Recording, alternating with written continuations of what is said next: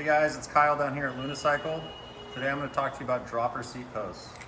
Now, some guys think this is a suspension post, but it's not. A dropper post just enables you to change your seat height to get you better pedaling efficiency when you're climbing a hill.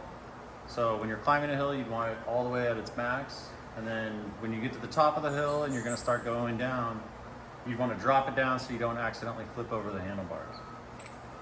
Now all of our Luna bikes come with an internally routed dropper post.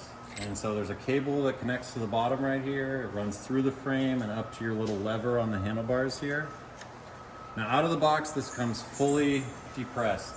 It's part of the way it fits in the box. So for taller riders, they're gonna wanna raise this up, and there's a special way to do that.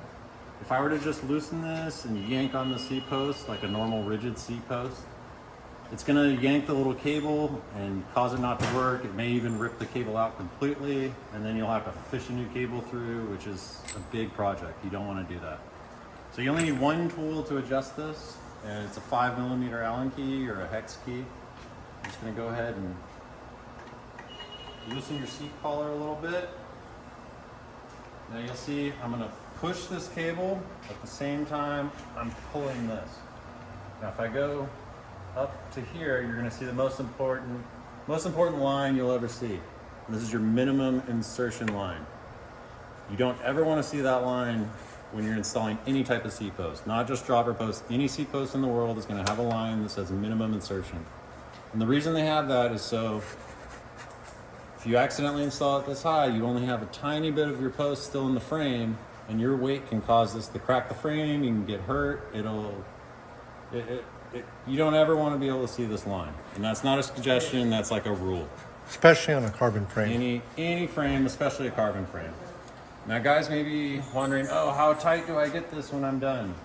Well, it says 8 Newton meters here, but if you don't have a torque wrench, the best thing to do is just tighten it to where it's snug, and then you can check it. Just make sure you can't twist your seat left and right. That's how you know you got it plenty tight. If you accidentally get this too tight, what'll happen is the dropper post just won't work anymore. So go ahead and loosen it up a tiny bit if that ever happens. It'd be kind of hard, but if you did go really tight on this, you could compromise the frame and cause the frame to crack, but you would have to go pretty tight to do that. So say you fished all this properly through and it's still dropping your seat post when you put weight on it. There is one adjustment you can make, and that's up here on your lever. When you twist this little adjuster clockwise, meaning this direction, it's gonna loosen the cable. And the reason your dropper post is dropping is it means your cable's a bit too tight. So if you rotate this clockwise or counterclockwise to tighten it, you can get rid of the tension on the cable and cause your dropper to start working again. So the biggest thing is you just don't want your cable too tight. You can also give it slack manually. You can just add a little slack by doing this, or your main adjustment is just on the lever itself. So I hope that clears up any questions you guys have about dropper posts, and get out there and start riding.